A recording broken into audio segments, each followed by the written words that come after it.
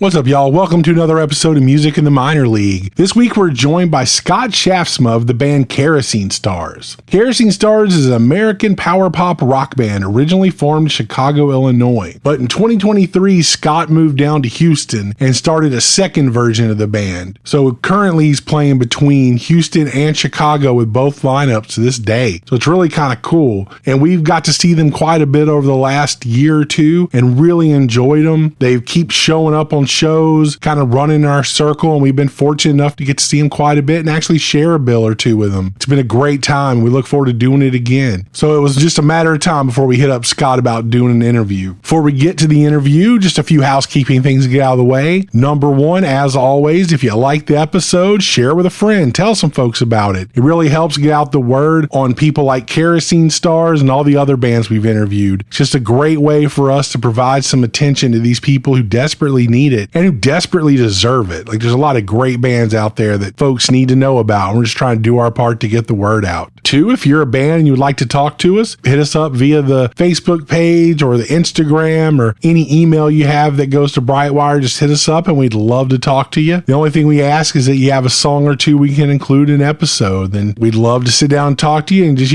provide some support to everyone out there who needs it. Third, go see Kerosene Stars. They're going to be playing locally here in Houston on September 11th at Scout Bar, which is in Clear Lake, Webster area. So make sure you make it down to that show. It's going to be a real good one. Final bit of housekeeping. What's going on with Brightwire? Not much. We're just hanging out, finishing mixing the new album. We've recorded pretty much everything. We're doing initial mixing, and then we'll start doing a few vocal overdubs and do a few other things added in. And then we're finished, man. The new record's in the can most of the way, and we're really looking forward to getting it out to y'all. Other than that, we got a show September 6th at Mod Coffee House. That's 5 to 7 p.m. It'll be a duo show with me and Kim, and then that's it until November. So we're not going to bore you with any more of that. So let's get to the interview, man. Before we get there, though, we're going to play a track from Kerosene Stars. This one's called Pretty Good Year. Hope you dig it. We'll see you on the other side. Later.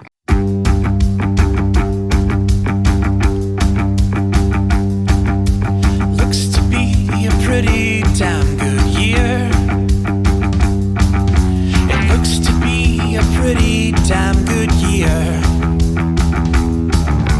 After all the wine is drunk, steal away our useless hearts. Looks to be a pretty damn good year. It looks to be a pretty damn good start. Looks to be a pretty damn good start. After all the lies are told, steal away our useless souls. Looks to be a pretty damn good start. After all the hell that we've been through, after all the seasons gone too soon,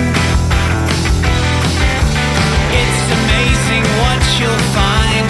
Open up your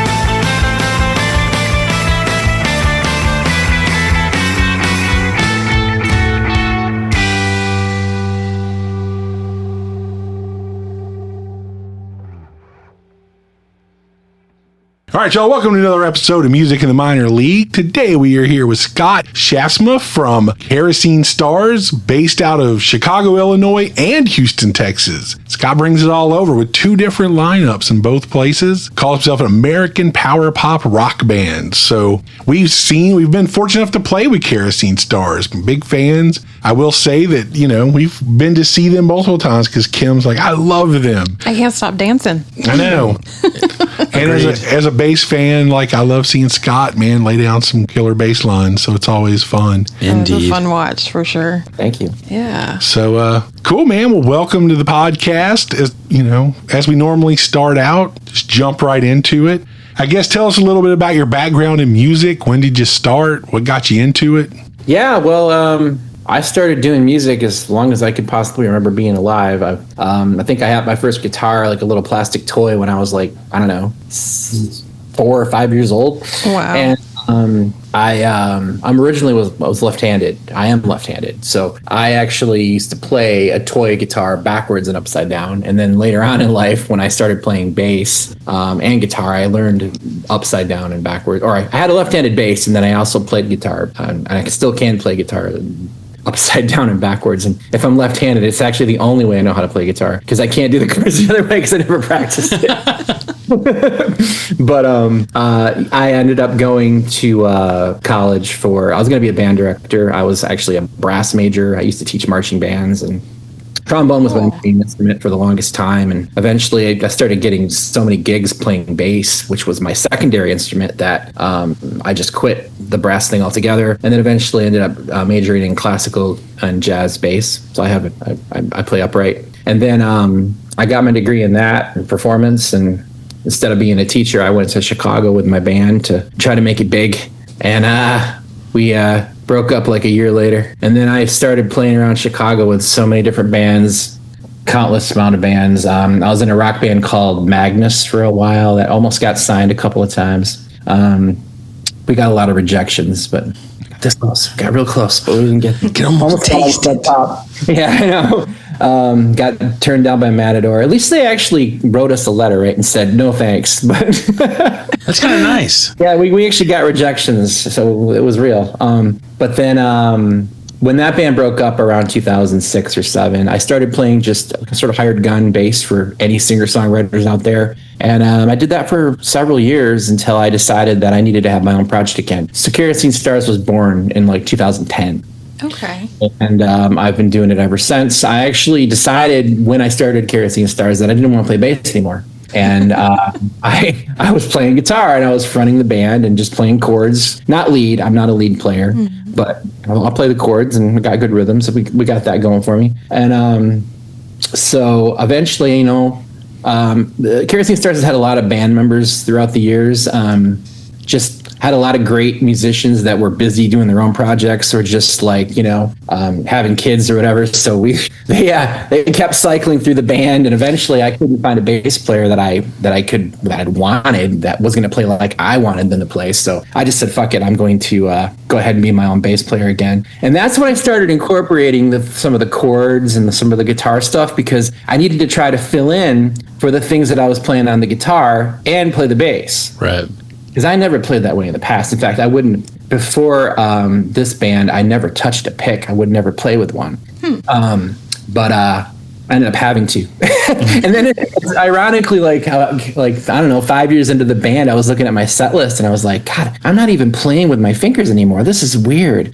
It's I'm just playing guitar bass, picking everything. And it was just such a bizarre feeling even to arrive there. But now I'm mixing it up again, and you've seen me do the fretless thing, which was personally somewhat of a disaster. I still need to learn that instrument a little better, but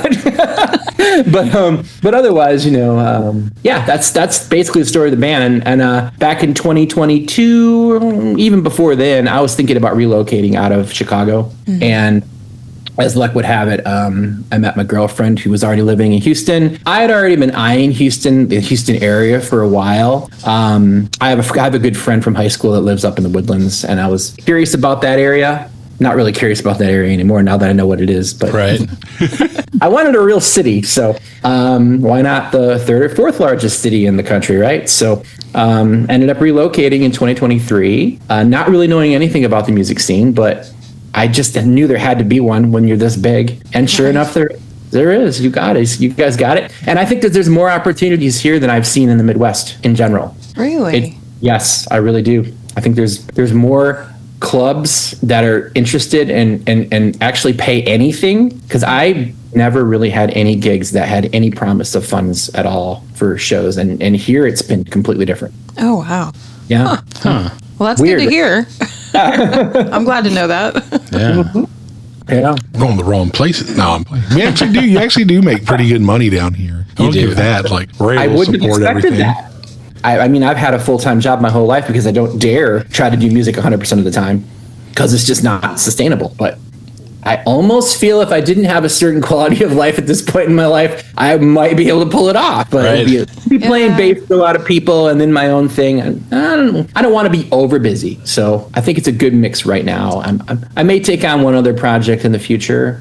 But aside from that, I think I'm just going to stay with what I'm doing. Well, it's working for you. Yeah. Yeah, it does come a point where it's like you don't want it when it becomes a job. It doesn't become as much of a release. It becomes more of something you start to almost not necessarily dread, but it's like, I don't care what you do. There are certain days you're like, I don't want to go to work today, and you're like, I got to go anyway. We'll stand up there and play. Yeah, you never know. I mean, I've been doing my own booking for a long time, like 30 years, just about. And it's you book the gigs and you're really excited to book them, and sometimes when the day comes to play them, it's like, well, shit, I didn't really want to do that today.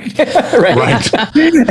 And I also used to play with, before I started Kerosene Stars, I would probably play with at least 5 projects at any given year. So I did a lot of tours around East Coast and the Midwest mostly. I came down here a couple of times, played Austin a few times, but not too much in the South. But yeah, it's like, I'm really excited to do these things. And then when you're actually doing them, sometimes they're just not what you really wanted, right? Yeah, you're like 2 months ago, this sounded really cool. And then Now, I forgot not it's so 1,000 much. degrees in August. And Yeah, right. Back in the 2000s, I drove to New York to play a few clubs out there, New York City and Boston. And it's like the first time it was so exciting. And then the next time we had to drive back, and I'm just like, why the hell does Pennsylvania exist? If you didn't have Pennsylvania, it would be so much of a better trip. I do not want to drive this again. It takes forever to get across the Pennsylvania Turnpike. Yeah. That 95 up all the way through Virginia takes forever. Yes. It's like, yeah, those are both like, oh, we're still in Virginia. It's kind of like leaving Texas. Yeah, exactly. It's like, cool, it's been 6 hours and we're still in Texas. If we're going to Colorado, it's like, what, 12 hours? Yeah. I mean, it's like, 'cause it's 9 hours from here to Amarillo. And it's like, cool, we still got like 3 hours to go. We've driven all day. We're still in Texas. Even in airplanes, it feels like that. Yeah.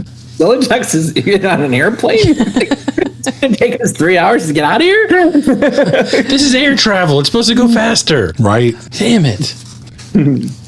Now, but I guess when we touched on it briefly, so you just really the only thing you had here was a friend that, I guess, right, you said your girlfriend lived in Houston. That's right. Yeah. I mean, yeah, the details matter too. I was also going through a divorce, so I ended up, my ex-wife moved to Arizona and I moved here. Oh, cool. And we're still friendly and everything's fine there. But so we both decided we just didn't want to be in Chicago anymore. There's a lot of politics there too, in terms of like I owned a property there, and it was just like the taxing that they just tax the hell out of you there. It's very difficult to like get ahead, because even when you have a decent property, it's like I had a place that was right next to the White Sox Stadium, and it was a nice little neighborhood, but the taxes just kept going higher and higher, and it's like I can't afford to even live here anymore, and it's not nearly as cool as what I can buy down here. Right. Because the cost Yeah. is actually a little bit better. In fact, based on where you're going, it's a lot better. So, so that's another reason why I wanted to get out. Yeah, I can imagine, man. Yeah. I remember living in East Downtown here, where it used to be like our rent was like $500 a month. Oh, the old warehouse district? Yeah, and like even a house we rented in college, like it wasn't this great neighborhood. Now that they've moved all the sports stuff to downtown and done all that, like the house that we rented, like a house a few days, just out of boredom, we looked it up, and it's like $1,800 a month for like the house 2 doors down. And it's like, cool, Yep. it's like, 300+%. Shit. Yeah. So yeah, if you have a property, it's like, we're going to put the baseball stadium right here. It's like, oh, cool. Thanks, Cool. guys. No, that's true. And the same thing happened in Chicago. Like I lived in areas that are considered extremely nice now, and they're $3 million homes. I was living in a basement for $600 a month back in the day, and now it's a $3 million home. Like, it's just pretty crazy what they do, what they get within prices. So do you still teach when you came down here? Did you find a teaching gig? No, I don't. I used to teach privately. I taught when I first moved to Chicago, I did attempt to try to do music at least full half time, and I had a part-time job doing like IT support. And one of the jobs I got right away was I was, what was it, School of Rock? Remember the movie School of Rock? Yeah. I was doing that while they were making that film. I was teaching.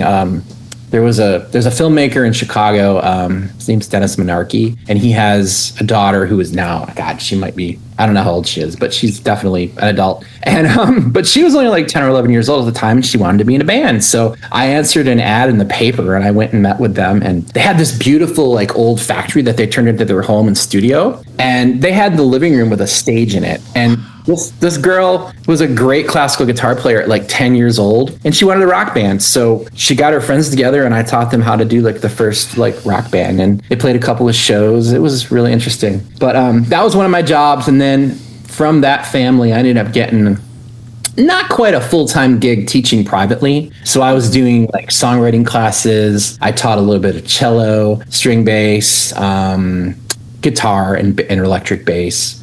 So I did that for about 6 or 7 years. So while I was working, I work at the University of Chicago still, and I worked there. And back then I worked there too, but it was part-time. And I mixed that up until it got too busy. And then eventually I just went full-time at the university and ended up quitting teaching. But I was doing some teaching from home too for a few more years. So most of the 2000s, I think, from like, I don't know, 2004 to at least 2011 or so, I was teaching. If not from my home, then from the school of music up in the suburbs in Chicago. Yeah. Nice. That's cool, man. We don't often get to talk to people, I guess, like, most people in independent rock bands don't have that, I guess, pedigree of being, usually they're still doing like jazz or like only play jazz or only play classical. Like my son did classical bass like through high school and then played for the local symphony, and he did some stuff in college. But it's like, all those guys are just like, yeah, we play for like, the symphony. That's it. We don't do other stuff. I wanted to do that, but I actually find it kind of boring, and I don't, and it's not, I'd rather be singing and playing and performing and recording my own songs. I actually fall asleep playing classical music. I found myself nodding off in orchestra concerts more than once. So I ended up getting out of that world. And jazz is fun. I wish I was still doing that a little more, but at the same time, I had some medical problems. I had back problems because of the string bass. So I own it. I have a 150-year-old string bass from Italy. It's an amazing instrument. I don't really play it because it just brings me bad memories, and I don't really need it to fulfill my life so much because I have what I do and what that I do. So I keep it around and I will play it. And I may have yet to do any recordings for myself on it. Probably should, but that's we'll get there eventually. We'll see. So obviously your parents were like encouraging of you when you were a little kid. They bought you your first guitar, but they did get you lessons and you got to learn. No. They actually probably resented. Actually, my father was constantly telling me to stop making noise. Basically, there was very little encouragement past the plastic guitar. In fact, the one thing they said, my dad in particular, was like, you I guess you can play whatever you want, but you cannot play the drums. So I was going to play the drums, but he was like, you won't do that in my home. He knew it was going to be a nightmare for him personally. Oh, yeah. But what he didn't know is you could turn that into a working gig for the rest of your life. Yep. Absolutely. It is true. Like every drummer's like, I'm in these 7 bands. No. He's like, yeah, I'm being behind the kid all night. Who's next? But I think it's cool to hear your background because, it's a lot of stuff I feel like you can see in the music. Like, there are some like cool, like jazzy bass runs and things like that. Yeah. Some of the chords and things like that are also cool to me. Kind of like, I don't know, I just got like a weird, like not like you're using a slide, but a lot of the chords gave it almost like a morphine-ish kind of vibe. And then, some. I love Morphine. Yeah, that's one of my favorites. Yeah. For sure. There's some cool like firehouse runs, like or fire hose run, not firehouse. Yeah. Fire hose, yeah. So I was like, cool, man. So first time we saw you, I was like, dude, like, yeah, this is cool, man. And then kind of like, Mitch with kind of like I don't know if you call it angular guitar parts, but he does a lot of like single note runs and things like that, which I think it's cool, man, that y'all are able to make such a big sound from just the three of y'all, occasionally. That's the chords, man. I mean, the more I play like the big bass chords, essentially, we sound pretty thick for a trio. Mm-hmm. I might be adding a percussionist soon, though.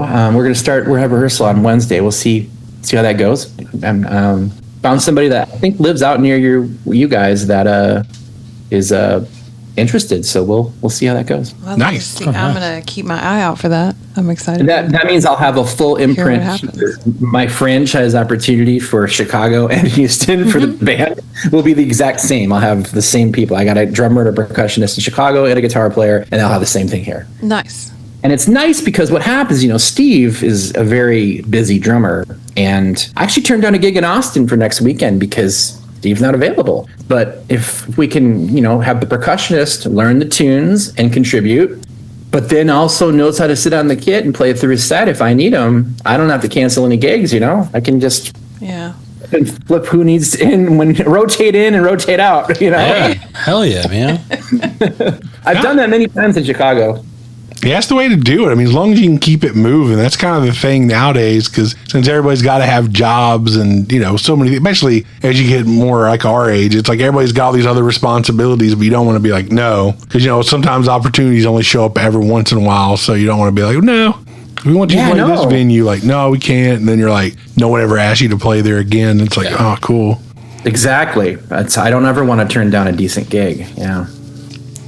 So my question that's eating at me is like, so the two, is there any difference? I mean, do people play things differently, or y'all learning off of recordings between the Chicago and the Houston version? Oh yeah.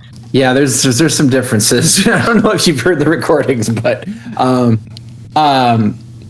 the drummer on all the recordings in Chicago left the band in 2022, and he moved to Detroit. So he's up there, and he's a friend, and he's a great player, and he was a great asset in the studio because he's actually a little particular, but his particularness actually kept us on track and made the recordings cheaper because he actually everything kind of mapped out in his head, including the tempos and how we were going to record things, and it was like, okay, cool. And we ran almost 10 years together. We ran through these recordings in a pretty good clip. Like we'd go in for a day and the bass and drums would be done. We had 9 or 10 tunes, and they all sounded good. But so then when he left, I had one of my good childhood friends who lives in Chicago, who plays drums very well, join. His name's Josh, and he learned all the tunes pretty much to the recording. And then Andy is the guitar player up in Chicago, and he did all the recordings you'd hear, and he's a great player too. But flip to Houston. Steve, I want my musicians to play with me, and I want them to give their own take, like artistically. Like I don't want them to be robots. It makes it fun. So to a certain extent, I absolutely don't like. I'm not militant about how things should be. So I want them to listen to the tunes. I want them to learn the form, and then there are certain hooks and riffs that got to be played. But aside from that, I mean, if they have an interpretation that they want to try, then they do it. Mitch is a great player, and he'd never played in a band or been on stage until he and I met. Oh, wow. Really? Damn. Yes, he played guitar for 16 years, and he just would jam with people like at a bonfire, and that was the extent of his musical background. And I was kind of blown away. I brought him to an open mic at Leon's when I first moved here, and we played together as a duo for most of the night. When we got off stage, he was like, that was my first time ever playing live in a bar. Wow. I didn't guess that. I'm like, wow, that's amazing. I had no idea. It's a trial by fire there. Yeah, well, yeah, and he didn't even really seem all that nervous. No, he's got good stage presence. That's the thing. Like he kind of looks like he belongs there. Yeah, he's great. I think that, and he's come into his own in many of the songs. He's playing just about everything slightly different. Like he didn't learn every single note on any of the recordings. I don't think I think that's a true statement. And in a lot of cases, I've even said to him, I'm like, well, that's actually better than what's on the recording. It's very interesting. But then there's other things that I kind of wish he would have learned, and we'll still have to talk about. But we'll get there. Because we're trying to get 3 hours of music together now, and I barely have that. But I'm trying to pull tunes out of the woodwork and maybe write some new ones to try to get us to a point where we're playing some of these gigs that are requiring like 3 sets, you know? Yeah. But Steve, on the other hand, so Steve went and learned a lot of the songs, mostly to the recording, but even he's doing his own interpretations. And also that guy has no less than 500 songs in his head at any given moment. Because he played with Beatle. He plays with Beatle right now. He did that for years? I don't even know how many years. So he knows probably every Beatles song is in his head. Plus he's in the Engine Driver band. He's got all those classic rock songs in his head. And then he's got my songs in his head. And he also plays with a bunch of other like singer-songwriters around town. And I don't even know to the extent how far he goes in, but I think it might be like 10 bands he's talked about working with. God. So like, I don't know how he remembers anything, honestly. I mean, and one of the reasons why I don't work with other people anymore is because it's too difficult for me to remember my own songs, or to be writing them. Because if I have someone else's song in my head, and if I'm learning it and I'm playing it every other week or whatever, it'll get stuck in my head. The earworm's there, and then my own music is gone. Like it's pushed, it's suppressed. So I don't want that. So that's another reason why I don't really do anything but the Kerosene Stars stuff. But yeah, Steve sometimes he will forget exactly how the tune starts, and I'll give him a little nudge, and then he's fine. But aside from that, he's mostly on track. Hey, sometimes I forget how my songs start too. Well, dude, sometimes we're in the middle of a song and we get a second version of the same verse.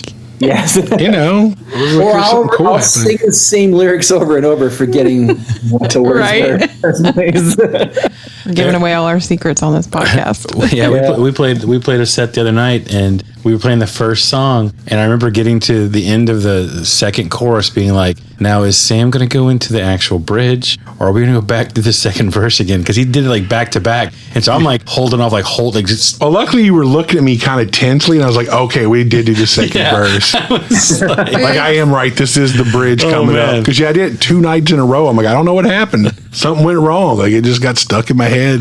Yeah, that happens. Literally. Have you ever read there's a book called The Inner Game of Tennis? No. There's a book that piggybacks off of that called The Inner Game of Music. And I read that in college because it applies to where your thoughts are going when you're performing.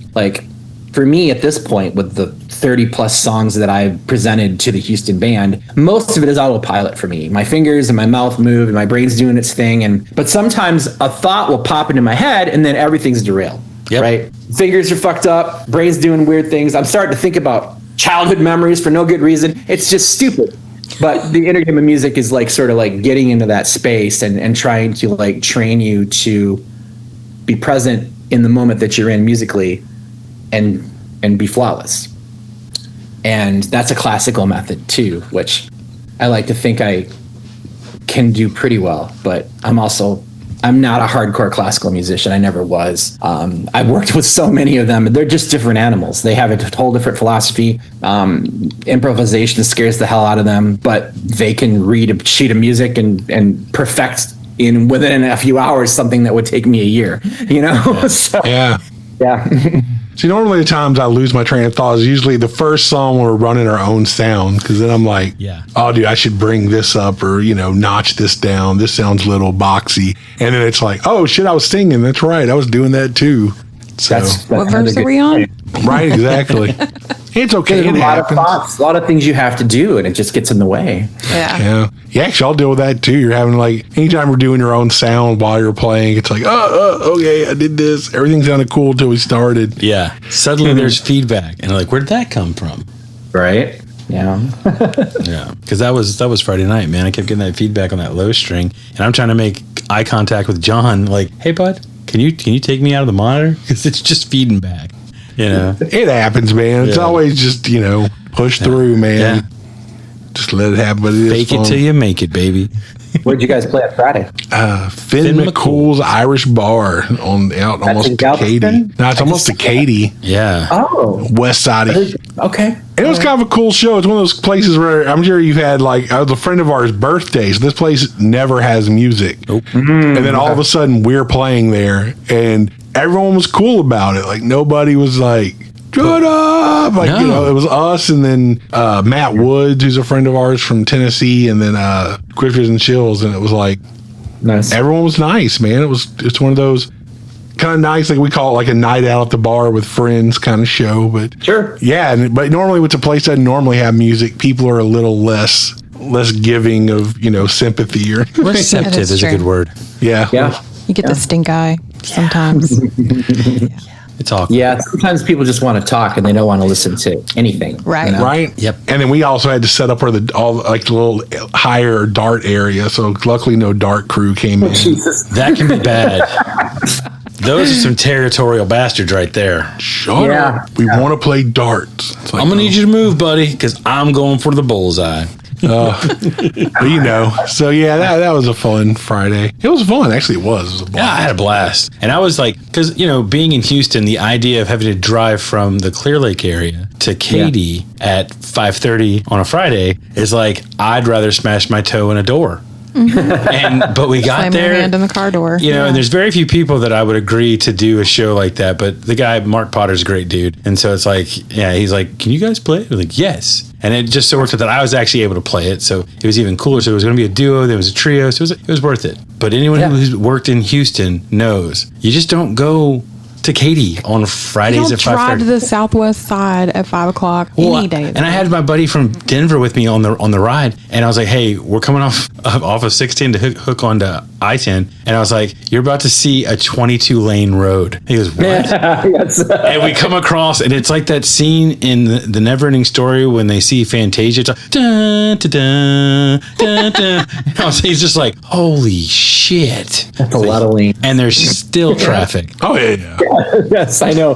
That's the thing about Chicago is like there's only a couple of highways and they're like 3 lanes at best, and it's gridlock, and you just expect that. But here, that shit's like you can't even see across it sometimes, and it's Yeah. like how it's moving. It is actually better than up there because it's moving. But I used to go to St. Louis a lot for shows, and one time we were stuck. It's only supposed to be a 3 or 4 hour trip from Chicago to St. Louis, I think. And it took us almost 8 hours because it wasn't even snowing. It was just solid traffic. I think there must have been a couple of accidents, and we sat there forever. We left just before rush hour. We arrived just in time to get on the stage and play. Oh my gosh. Damn. In there, That is it's called so nerve wracking. Off Broadway was the place. It's a great little venue. Yeah, it's Yeah. a cool spot. I've never Yeah. played there, but I've been there. So yeah. And we have a lot of friends from used to, especially a lot from the St. Louis area. But man, we barely made that show. I can't believe we made it. That's crazy. That's Yeah, so that's always the nerve-wracking. scary thing when you're on Yeah. tour. Like, you're like, okay, according to the maps, it says it's going to take us 7 hours. And if I got to stop and go to the bathroom and I got to eat at some point, I'm looking at 9 hours. And so it's like, okay, what's my math? And so, like, you think back to being in high school, and you're like, I'll never use this stupid math. You do. You do. You do, kids. We're here to tell you. It does get used. It's just not a train leaving a station. It's you leaving the hotel. That's how much better having like the live GPS is made live. That's There's true. been days Yeah. on tour where it's like, take this weird country road. It's 3.5 hours faster. You're like, what happens? Like, oh, all of like Birmingham is shut down. Like you're just going to have to, it's Go like, around, cool. So I'm buddy. going to go around. And then, yeah, like people are just not moving for like 8 miles. And it's like, oh. We're back in the old days. You just had either MapQuest printouts or, Oh, dude, yeah. and you're just like, well, I'm stuck, or that road's not here anymore. Like they moved That's it. right. We had the Garmin. It was actually probably one of the St. Louis shows. We ended up driving straight into a dirt road cornfield situation that the Garmin told us was a road, and it wasn't. We were just like, boom, dead end. Like, what do we do now? So Telling us to funny. go- We were can't. just talking about the Garmin thing the other day. Yeah, we played Lukenbach, Texas back like we had a Garmin, I think at my mom's that I borrowed. And same thing. We were like, it's just bringing us through cow fields. Yep. And we're like, well, it's let's just keep going. And sure enough, we just like there are cows around us, and we're just going through like the cattle guards where there are new cows, and we're just like, all right.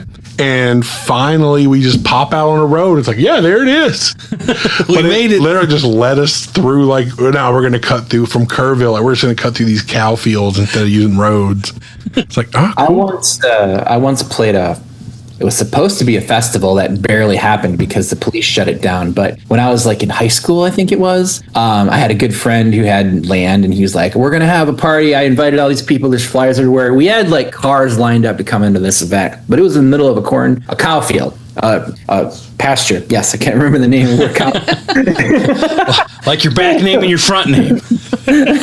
But we had a trailer we were standing on, and I was the first person there, and I put my bass amp up, and we had a generator, and we plugged it in, and I started playing, and the cows were like, what the fuck is that? And they started surrounding me. And these low tones, the cows are like, moo, and like staring me down. I all thought they were going to trample me. It was fucking crazy. But then... so that was my audience. I think that we had one band set up. We started playing. The state police had shown up, and they had taken all the cars that were coming into this party and directed them right back to the highway and sent them home. We didn't know. So we're sitting there for an hour going, what the hell's going on? And then the police are like, so get the fuck out of here. You're not having a party. Oh, man. But it was like almost successful, and then they ruined it. Okay. We had a lot of people come through. Right? That's great, man. Cows, man, they were definitely interested. That's funny. I'm gonna share this story, and if my brother ever listens to this podcast, he can verify. When I was in high school, I had something similar happen that you had with the cows. I swear to God. When I graduated high school, we went to Mexico for a mission trip with our church, and they wanted me to sing, so I sang some song in Spanish. And the first place that we sang, everything was fine. We were in a tiny little village. People were, coming out and listening. And then the second village, there was a herd of pigs nearby when I started singing. And I was surrounded and pushed towards the church. I had to go, I wound up inside. It was, it was very scary. I thought I was going to be attacked by pigs. Well, the pigs are definitely more... And I was not on a trailer. I was on the ground, so... Yeah. I feel ya. I had a couple of feet. That's crazy, Kim. Right? I know. I was 18. I've seen people do that though, where they're out playing music next to a cow pasture, and all the cows will come over and watch them play. They like music, apparently. They're into it. They're cool. They definitely like the vibrations or whatever the hell's going on. They liked it. Yeah. That feels funny. That's great though. You hear about those kind of pop-up concerts in as a southern thing, but I love that happened in Chicago. That was in Michigan. Yeah, That's great. Yeah. Yeah, people don't realize how rural a lot of that area is. Yeah, I guess. It's same thing. Chicago, you're rolling through a cornfield and then our soybean field, and you roll up and all of a sudden it's just gridlock. Must be getting close to something. That was the one time I remember being on the first time we went up there on tour. It was just well, we're back in Houston. This is great. We're just putting along. But it was cool. It is get out and actually be able to drive, without all the traffic. I think that here when you get at least somewhat out of Houston, and then of course, I would hate even trying to leave Chicago sometimes. I just didn't want to do it because it was just it's going to take forever just to get out. But once you're out, it's actually not too bad. Smooth.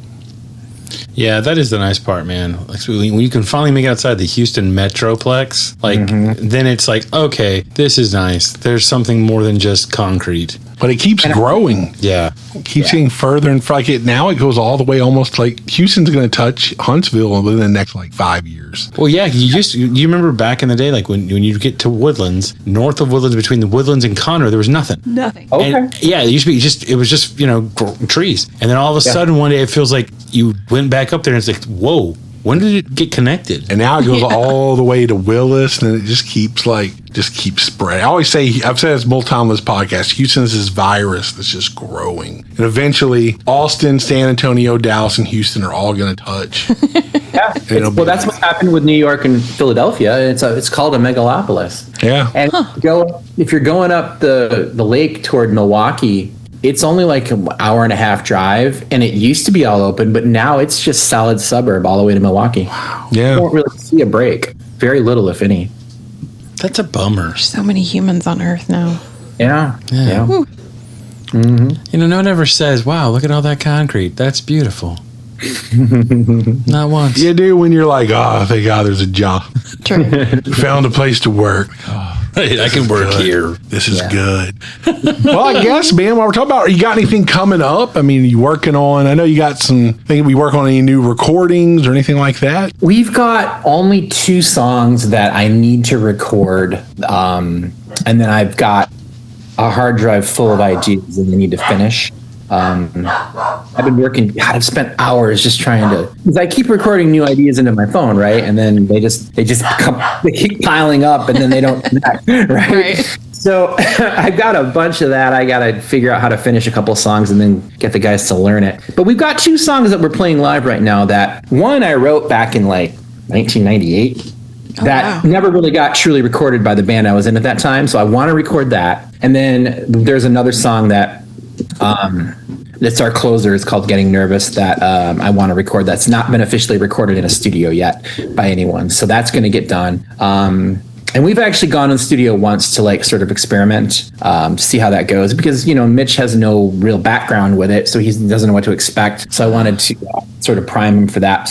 And this was it's a free studio for the most part. So we just went in and experimented. And then the intent is to go back soon and actually do it for real. I'd like to have 3 songs, but we'll see how that goes.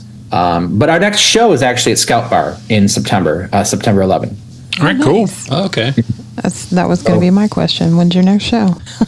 Yep. And then we've got 2 shows in Galveston in October. One is at, you guys heard of The Kitchen? No. Yeah, I've heard mention of it, There's a actually. TV, I think it's a YouTube streaming thing called The Kitchen, and it's somebody's kitchen that they do shows in now. Yeah. And they liken it to Tiny Desktop or the Desktop series. Yeah. Little Heron just did a show there, like did one of the episodes. It's really cool. They do dinner, they bring in food, and then you play a set. I would like to get to play it so I could get dinner. I'm honest with you. Right. So there's that, and then the Indies Coffee House. Have you guys been there? Not yet. No. yet. I've Gotta heard of go there. That room is, the guy that runs it is a former he's in Hollywood. He actually worked in TV and film, and he tuned the room for music. It's a music room, and it's actually really cool. It sounds really good, and he does live streaming of the shows. And we played there last weekend, and then as soon as I got off stage, he gave me another gig. So we're playing there the 25th of October. Oh, Nice. cool, man. Rad, So, man. yeah. All right. Yeah, that's right. Yeah, we got 2 big shows coming up. And then there's a bunch of little stuff that's coming, but I don't have any solid dates yet. So that's about it, I guess. All right. So when people listen, this will be out in time. September 11th, Scout Bar, Webster, Texas. Cool. I guess it's considered Houston still, but Yeah, it's that's Webster. still Houston. Yeah, they call it Houston, but It's like you're in not. Webster, then you go across the street and you're in Houston. It's that weird zigzag. I think it's just so that Houston can have Johnson Space Center. It's right there. Yeah, that was literally it. That was the Yeah. reason why. Yeah, that's why Okay. this weird outlet of Houston. But it was like they zoned in part of that of Webster to be Houston, so that Johnson Space Center would be in Houston. And so they could say, Houston, we have a problem. Exactly. You know, Sounds better than Webster. We have a problem. like Webster, it sucks up here. That doesn't work. Man, George, be all that. Like, Galveston County, shit's gone sideways. That actually works. Clear That Lake. Scout Bar gig should be fun, though. Yeah, Scout Bar's fun, man. It's a good room. Yeah, I've only seen a show there once. It was cool, yeah. Yeah, like, really good sound guy. I mean, it's always, and there's a good crowd there. Like, that's nice. Like, people, like, a lot of the people that go there All the time. religiously. You Yep. know, it's like that's what Right. they do, and so it's always a good crowd. You know, and the guys that own it are musicians, so they do a good job. Awesome. That's Yeah. fantastic. Good news. Cool. Yeah, Yeah, you'll dig it, man. It's fun. It's a fun time. hell yeah. All right, man. Well, I don't know if Kim prepped you for this, but we're going to go to our Oh, yeah, I totally did. Final our question. Our finalist question. Scott. Oh, you didn't warn him. Okay. I did not. I forgot to tell you No about idea. our final Hopefully, off the question. top of your head, it's not that bad. This came from our friends in Rock Bottom String Band. This season's final question is: can you give us? It's a recommendation kind of thing. Can you give us one podcast, one book, and one like song or album or artist people should check out that they may not know about? Oh my goodness. No. That's He actually already gave us a book, so I was like, man, he already knocked one of those out. Yeah, That's he did. true. There might be another book. Yeah, we did hear about the music book. Oh yeah, the music book. I did that. Yeah. Yeah, that's a good one. I would check that out. Anyone that wants to like just get better at concentration in whatever it is they do in their life, that's a good book. What was the artist? Artist or music or artist. Yeah, album? I think you guys know Junebird, right? yeah. Oh, yeah. I think he's a great songwriter and what he's doing. It's great stuff. I would check them out. And then what was the last one? Podcast. Yeah. My favorite. I have a arsenal of podcasts because I work from home and I want to have background noise, but not like an extreme amount. And I want to control the noise. So I listen to way too many podcasts. So I'm looking to see where it went. What is my favorite podcast? Let's see here. There's a podcast out of Austin called How Did I Get Here? Have you guys heard of that? No. Yeah, it's Johnny Gowdy is the guy, and he's a guitar player in a cover band called Skyrocket. Yeah, that band. Okay, yeah. So that is a good podcast, and he's been doing it for years. And then I also listen to like Mark Maron and Rob Lowe. Both have podcasts as well. So like, there's three right there. Have you been keeping up with Mark? Speaking of Mark Maron, have you like all of a sudden he's having this big moment like TikTok? Like he's going on like he went on the Howie Mandel podcast and he's just coming at all the podcast bros. Like, and he's just dropping. He's like, they're not comedians. Like they're just hacks. And it's like, and he's like, just, and even Howie Mandel's like, ooh, hey, like, well, now get a little close to me there, bud. And Mark's like, well, then maybe it's you too. And I was like, damn, Mark, all right. Well, I know I don't know what's going on with him, but I mean, he's quitting his own 16-year podcast situation. Yeah. And he's got a lot of acting gigs, like, and he's actually doing pretty well, which he says he didn't expect after all this. He's really good on that one with Owen Wilson, the golf one that they're doing. It's a good show. Have you seen it? Yeah, I love it. But yeah, I think it's weird that he's literally making the rounds on every single major podcast that exists. He's on it at least for a minute. Yeah. It's crazy. Interesting. And I think it's a good thing. He's got great, viewpoints, and he's a smart guy. And I think the best thing is he goes on some of these shows that a lot of these people, they're not used to a guy talking like that and being articulate, but also like witty with it. So I'm like, well, maybe this could kind of sway some of these pod bros to like be a little better at their jobs. Exactly. Yeah, no, it's true. Fingers crossed. I mean, look at what he started, man. I mean, when he was one of the original, like, all right, we're going to get this going. A lot of early comedians, and now, everybody and their cousin, including us, is doing one. So we kind of jumped I on even considered starting one. I'm still thinking about it. It wouldn't be music based, but I'm still thinking about doing something. See, our deal was like, I went to school for journalism and stuff, and we had just built a studio at the library I work at. And I was like, we should do this. Instead of me editing everyone else's stuff, I can do my own. Like all these bands we love, all these people we dig and check out. Like, you can't go find like, oh, where's an interview with them? Where's like, how do we learn more about them? It's like, there's nothing. So we figured it'd be a good way to talk to people we dug and like, then someone could listen who got, someone gets into Kerosene Stars like, oh man, we learned all about Scott and like all this interesting stuff. And then they can show up to your shows and start talking about, personal things you forgot you talked about and get real comfortable. That's the goal. Well, I think we kind of took on like, I don't know if you remember like when bands had websites, like there was always like that About Us page on there, and it was like always like you learned like a random fact about a bass player, like, oh, I didn't know he burnt his tongue on a light bulb at the age of 5. I didn't do that. I'm just saying that's a random thing. And so, but you don't get that. Like, you don't get to know about artists anymore like that. So I think it's cool. Like this is kind of taking on that. We're basically a long form version of that page. No, that's true. That reminds me, there's one more podcast I'd recommend. I forgot, Craig Finn, the guitar player, singer, what the heck? The Hold Steady. Yeah. Hold Steady. Yeah. He's got a podcast. Oh, wow. Okay. It's really good. He's actually, it's almost like a neuroscience. How do I say this? It's called That's How I Remember It. And he interviews musicians, but he's actually sort of doing it from like a cerebral, approach. So it's not just musical. Like, how did you remember this music? What makes you learn the way you learn, sort of a thing? It's almost scientific, as opposed to like shooting the shit about music. That's going on my list. Oh yeah. That'd be super cool. Well, I just started that. It's good. Well, I'm sorry I didn't prep you for that question. God, you had one job, Kim. Didn't have one job. We worked the job was to schedule it. I know you did good. I know we've been trying for a lot of different times. Like, what about this? What about that? What about this? We finally got it. This is probably the episode that's been on the schedule the longest. Yeah. Like where it's like, all right, in like 6 weeks we can do this, and it's like, cool, man. All right, got that coming. We talked to you at a really busy time, and it was like, I don't want to forget about him. It worked out. Oh yeah, definitely. I'm glad we got to talk because, like we said at the beginning of the podcast, Sam always just like giggles and makes fun of me, but I'm just like I'm a little kid around pop music, and any real poppy bands, I'm always just standing there dancing. So, and I enjoy Kerosene Stars. I'm a fan. Thank you. Appreciate it. Yeah, because we saw y'all open for Junebird. You brought up Junebird, but yeah. Yep. And that was it. We saw y'all, we're not open. Y'all played after Junebird.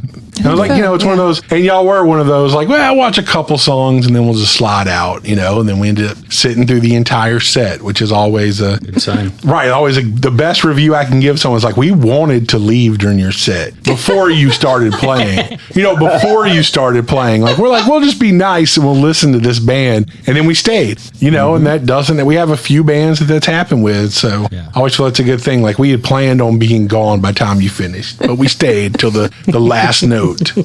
And I've seen a few videos of your full band, but I haven't seen your full band yet. And you guys are good too. Like, I look forward to actually playing a full show with you. I know, that'd be Yeah, fun. we'll have That'd to be do that. awesome. Full band show. Book it Kerosene now, Stars. yeah. Okay, Well, sorry, we'll do I got that like excited. sometime in 2026. We're we just go. going to be podcasters for the next couple months. We're just For those finishing guys. up a new record and all that stuff. And so all right, man. Was you there so much anything for- you'd like to add? Anything we missed that you feel like you want to talk about? Or No, I think you guys covered it pretty well. Well, excellent. Thank you for coming to talk to us. We really Yeah. had fun. This is awesome. yeah, man, we dug it. Thanks. All right. All right, Kim.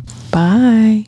All right, y'all, that does it for this episode of Music in the Minor League. Remember, if you like the show, share it with some friends, help get the word out on Kerosene Stars. Hope you enjoyed the interview, man. Scott was great to talk to, and we're looking forward to seeing them around town. They have an upcoming show, if you heard, on September 11th at Scout Bar, so do not miss that one. All right, we're going to leave you with one more song from Kerosene Stars. This one's called Ants in the Bathroom, and we'll see you next week with an interview with Robert Johnson from Stars and Satellites. So y'all be good out there. See you next week.